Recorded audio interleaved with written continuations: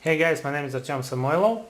I get a lot of questions from futsalers who are going to play 7v7 soccer during the summer period about all kinds of formations in 7v7 soccer, about how to defend, how to attack in certain situations. And in this video I will talk about defending in formation 3-2-1. One of the basic principles of defending is that you have to stay tight.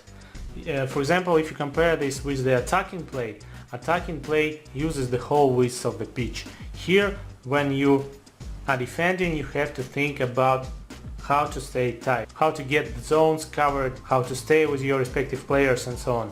Another principle is that you have to defend in 2 corridors out of 3, and your reference point will always be a ball. You have to understand that the game is all about the ball. If you take this player out of the game, if you tell the goalkeeper out of the game, the game gonna continue. But if you take the ball away, no game.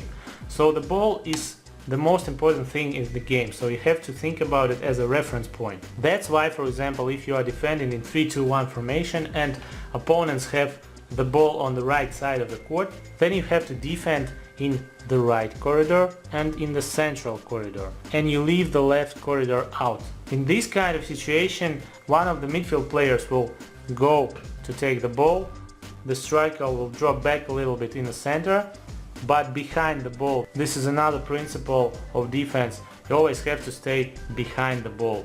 If you are here, then you are out of play.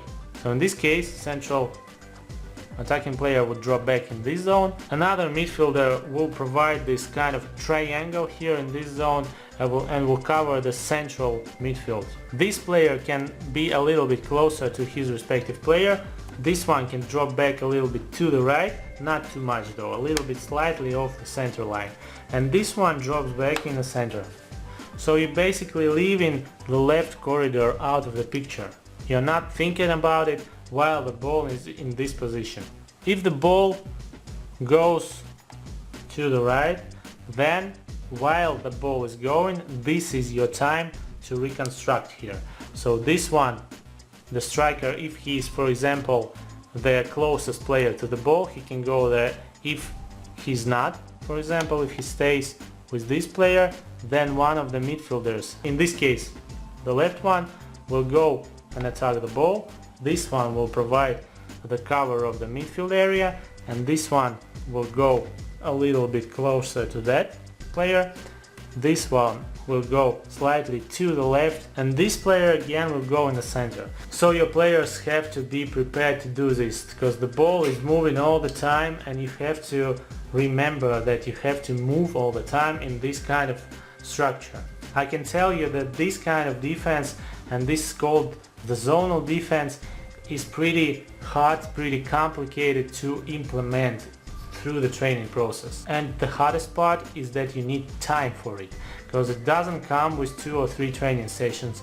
Sometimes you're gonna spend a half a year to do this. If your players understand it and are able to actually implement it in the game, this will give your players a little bit more freedom. They will have to run less than comparing with individual cover, where you have to stay with your respective player wherever he is. So this is one of the benefits of the zonal defense, but again, you have to train your players, and players must understand how to move all the time, and that they have to work as a system, as a unit.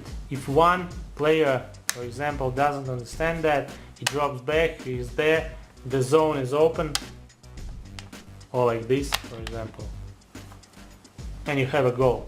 And the job of those 5 guys will mean nothing if this 6th one doesn't do his job well. So to resume, you have to defend tight, you have to defend in 2 corridors out of 3. You have to remember that your players have to be defending as a unit, and the point of reference is the ball, always the ball, not the players. You can even imagine the situation, for example, if you have one player here, let's take this crazy example, right? And all of the other guys are on that side. Even in this case, you don't go there. You go and cover those guys like this. So you watch them, you are behind the ball, and you attack this player. So another rule is that you have to stay behind the ball, lower than the ball. Okay, so imagine there's a line here, so you cannot be there, you have to be there. Even if you are not close to the ball, you are there. If there is a situation when you have to decide where to put your weakest player in this kind of situation, this depends on what objective on the game you have. For example, if you have to win the game no matter what, well, first of all, you're gonna choose slightly more attacking formation, but again, if you stay with this formation and you are decided that you have to attack more than defend and you have to score, this is more important for you, and for example opponent is weaker, then you have to put your weakest player in one of the flanks, not in the middle, because the middle guy will cover for those guys if they make mistakes, for example on the flank, right? If they are outplayed, this guy covers. So this defender should be the best defender you have. And again, if no matter what you have to keep a clean sheet, or if you have to, I don't know, draw the game, so you have to defend more, then you put your weakest player up front. And his job will be providing pressure on those guys with the ball and fighting for the ball. And important, when he, for example, wins the ball, he doesn't go there and dribble. Of course, there are situations when, for example, if he intercepts it here and it's open there, go and try and shoot.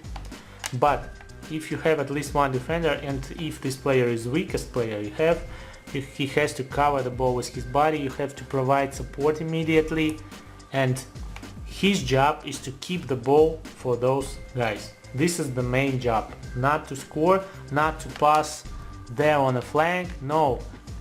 Wait for them, give the ball back and try and open again. So I hope you learned from this video. If you have still any questions about defending information 3-2-1 in 7v7 soccer, then let me know in the commentary section. Also tell me guys, what position do you play if you play this 7v7 soccer? If you ever played it, what is your favorite position in this kind of game? Also don't forget about the subscription gift. I have the link in the description to this video. All you have to do is subscribe to my channel, go to that link and grab the free gift. If you still haven't subscribed, another reason for subscribing is that I update every week. I have a lot of content for my subscribers exactly, and if you're not subscriber, you won't see some part of videos. So that's why I encourage you to subscribe. Tell your friends to subscribe, share this video on social media if you liked it, and I'll see you guys next time. Bye bye.